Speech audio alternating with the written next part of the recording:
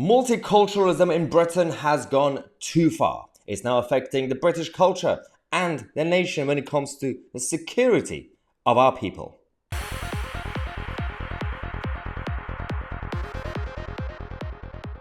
Hello everybody, welcome back to the channel. Over the last few days we've been reporting on what initially started in Leicester, the clashes that we had between the religious groups from Asia and the Middle East, Hindus and of course the Muslims and everybody else who decided to use a spark, which was the cricket match, but it wasn't actually about the cricket match because this issue has been going on for weeks and weeks, months actually, on smaller scale, but then completely kicked off.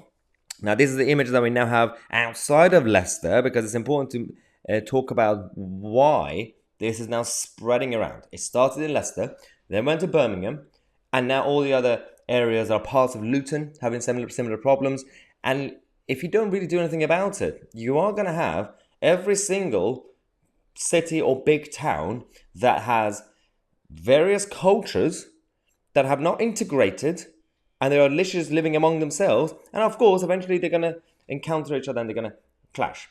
This is the problem with multiculturalism. This is the problem that the establishment, they were completely either complacent or complicit decades ago. When they opened the doors, one issue that was caused, it was the pace and rate of migration. Newcomers, the first generation, it went out of control. The reason that matters, the reason you have to control it is to not just vet people to make sure who's coming in, but also you need to slow it down for integration to happen organically. Second problem was that the Home Office policy, similar to Germany, was that they sent a lot of people to one certain corners. You would create ghettos. You would create areas that would fail to integrate. So it affects the actual British people who have been living there for decades and were born there. It will affect the third generation of, for example, Commonwealth migrants who are now basically British. They say, well, I integrated. What's going on here? And it actually affects the newcomers, those who actually would probably want to, some of them, want to integrate. You can't integrate if you are in your own ghetto. This is the image of footage we have from Birmingham. Boys, stay here. Hello. Don't fall into the trap. Don't into the trap. So some brothers have crossed the road now, and they're marching towards the Hindu temple. Others are encouraging them not to do this, but it looks like that's too late. So we can't fully show you the graphic images because the last time I did it, the video was removed. But we know what's going to happen. They're going to target the temples, the Hindu temples, and it's going to escalate and they will clash, as usual. There's nothing British about this. And it's only, at this point, it's got nothing to do with skin color. It's about multiculturalism. Multiculturalism is poisonous. It's not good.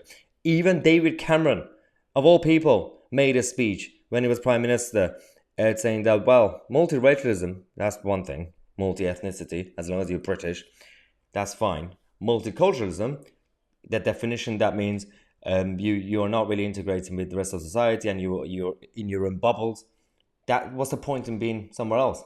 What's the point? I mean, if you're moving from a country that's not really seen any conflict, like Albania, for example, then if you're just moving for the sake of being an economic migrant, a smart one, would want to integrate to make money, right? To work, contribute, make money.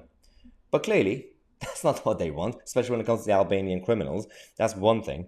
But then the rest of the communities, as they call them, they're also failing. Why is it nowadays it's mostly the second generation of young men from the Middle East?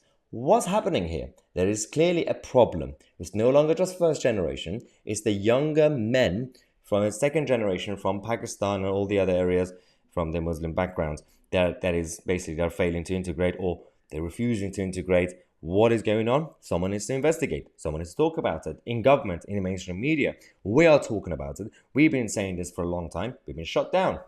You're not allowed to talk about it. It's political incorrectness. I'm tired of it.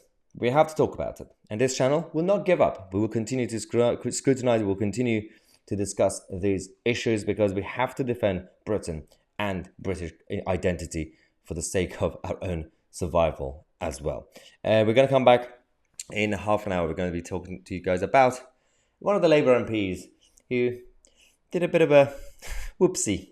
It was Zara Sultana. Subscribe to the channel on my Tousi, and we are the media.